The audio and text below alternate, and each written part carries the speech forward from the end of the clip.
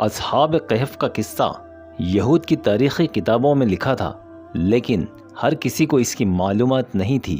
یہودی آپ صلی اللہ علیہ وسلم کی آزمائش کا کوئی موقع نہیں چھوڑتے تھے کہ آپ کو غلط ثابت کر دیں، لہٰذا انہوں نے مشرکین کے ذریعے آپ صلی اللہ علیہ وسلم سے اصحاب کہف کے بارے میں پوچھا۔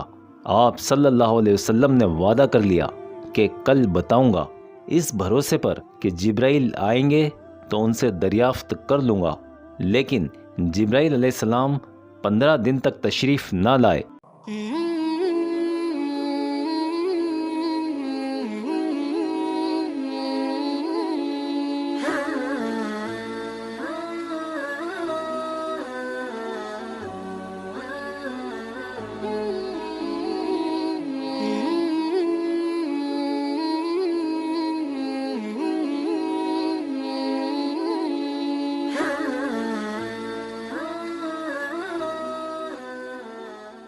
اب مشرکین نے ہنسنا شروع کر دیا۔ آخر جبرائیل آئے اور سارا قصہ سنایا اور نصیحت کی کہ بغیر انشاء اللہ کے کوئی وعدہ نہیں کرنا چاہیے۔ اگر ایک وقت بھول جائیں تو پھر یاد کر کے کہہ لیں اور آپ کا درجہ اللہ اس سے زیادہ کرے، یعنی آپ کبھی نہ بھولیں۔ قصہ یہ ہے کہ روم کا بادشاہ جس کا نام دقیانوس تھا سخت بت پرست تھا اور زور زبردستی سے اپنی رعایا کو بھی بت پرستی کرنے کا حکم دیتا تھا۔ لوگ ڈر اور خوف کی وجہ سے بت پرستی کرنے لگے، ڈرتے تھے کہ راجا کی بات نہ مانی تو سزا دے گا۔ کچھ لوگ دنیاوی فائدے کی غرض سے اپنے مذہب کو چھوڑ کر بت پرستی کرنے لگے، لیکن کچھ لوگ ابھی بھی اپنے دین پر جمے ہوئے تھے۔ چاہے کیسی بھی مصیبت آئے وہ اپنے دین کو چھوڑنے کو تیار نہ تھے، نہ ہی بت پرستی کرنے کو راضی تھے۔ یہ چند نوجوان جن کا تعلق عمائد سلطنت سے تھا، جو یہ سوچتے تھے کہ ایک مخلوق کو خوش کرنے کے لیے اپنے خالق کو ناراض کرنا مناسب نہیں، ان کے دل خوف الہی اور تقوی کے نور سے روشن تھے۔ حق تعالیٰ نے ان کے دلوں کو ہدایت کی دولت سے مالا مال کر رکھا تھا۔ ان نوجوانوں کا قصہ بادشاہ کے کانوں تک پہنچا کہ ان لوگوں نے بت پرستی کرنے سے انکار کر دیا ہے۔ بادشاہ نے فوراً ان نوجوانوں کو اپنے دربار میں بلایا اور کہنے لگا، پہلے تو اپنے بادشاہ کی حکم کی تمہیں تعمیل کرنی چاہیے تھی۔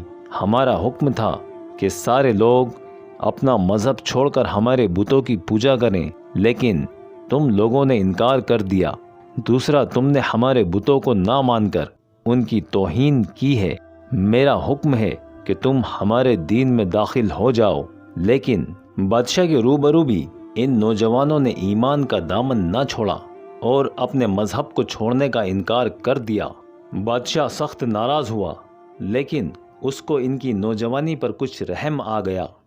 بادشاہ نے ان نوجوانوں کو کچھ دنوں کی مہلت دی کہ اپنے فیصلے پر غور کر لیں، ورنہ سنگسار کر دیے جاؤ گے۔ مہلت ختم ہونے سے پہلے نوجوانوں نے مشورہ کیا کہ ہم اپنا مذہب نہیں چھوڑ سکتے اور بادشاہ ہمیں سنگسار کروائے بغیر نہیں چھوڑے گا۔ ہم کیا کریں؟ ایک نے کہا، کیوں نہ ہم لوگ کسی پہاڑ کی کوہ میں پناہ لے لیں، اس طرح ہم لوگوں کی نظروں سے روپوش ہو جائیں گے، جب مناسب وقت آئے گا تب واپس آ جائیں گے۔ سب کو مشورہ پسند آیا اور سب نے اس پر عمل کرنے کا فیصلہ کر لیا۔ وہ نوجوان اپنا کچھ سامان اور اپنی ضرورت کا سامان خریدنے کے لیے کچھ سکے لے کر غار میں آ گئے۔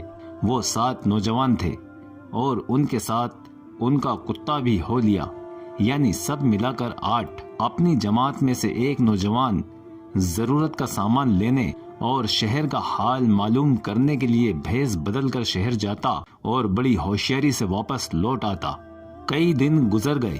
ایک روز شہر سے لوٹ کر اپنے ساتھیوں سے اس نوجوان نے کہا، آج شہر میں ہماری تلاش بڑی شدت سے کی جا رہی ہے۔ ہمارے اقارب و اجزاء کو پریشان کیا جا رہا ہے کہ ہمارا پتہ بتائیں۔ اسی طرح ہماری تلاش اگر جاری رہے گی تو شہر میں ہم نہیں جا پائیں گے، کھانے پینے کا سامان بھی نہیں لا پائیں گے۔ حق تعالیٰ نے ہماری مدد نہ کی تو ہم لوگ بھوکے پیاسے مر جائیں گے۔ یہ لوگ باتیں کر ہی رہے تھے کہ اچانک حق تعالیٰ نے ان پر نیند طاری کر دی ادھر شہر میں بادشاہ نے حکم جاری کر دیا، ان نوجوانوں کو کہیں سے بھی ڈھونڈ کر لاؤ۔ لیکن حق تعالیٰ نے ان نوجوانوں کا ایسا انتظام کر دیا کہ وہ کسی کو نظر آئے بنا آرام سے پہاڑ کی کوہ میں سوتے رہے۔ بادشاہ انہیں تلاش نہیں کر سکا، یہاں تک کہ اسے اپنی موت کا وقت قریب آتا دکھنے لگا۔ بادشاہ نے حکم دیا کہ ایک تختی پر ان نوجوانوں کے نام اور ان کے حالات لکھ کر خزانے میں ڈال دو، تاکہ آنے والے زمانے میں اگر ان کا کوئی سراغ ملے تو پتہ لگ جائے۔ اس زمانے میں کوئی پیچیدہ معاملہ جو حل نہیں ہوتا تھا، اس کو خزانے میں تختی پر لکھ کر ڈال دیا جاتا تھا تاکہ آنے والے بادشاہ کو پتہ لگ جائے۔ اسی طرح 309 سال گزر گئے، زمانہ بدل گیا، کئی بادشاہ بدل گئے۔ جس رب نے اصحاب کہف کو اتنی لمبی نیند سلایا تھا، اب ان کو اسی رب نے بیدار کیا۔ وہ اٹھے، کہنے لگے، ہم کب سے سو رہے ہیں؟ ایک نے کہا، ایک آدھ دن سے۔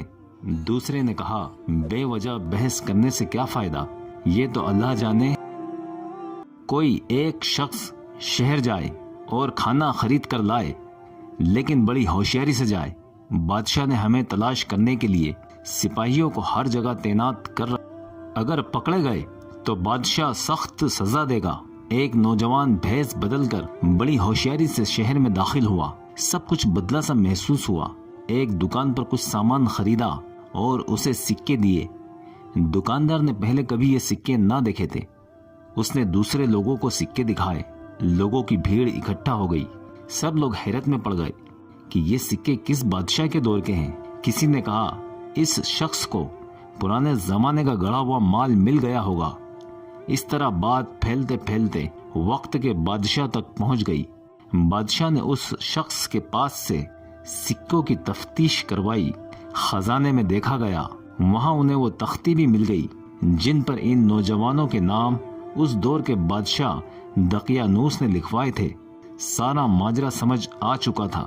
سب کو حیرت ہوئی کہ حق تعالیٰ نے 309 سال تک اپنے خاص بندوں کو سلائے رکھ کر ان کی حفاظت کی، اور ان کے تقوی کی وجہ سے وہ آج تک زندہ ہیں۔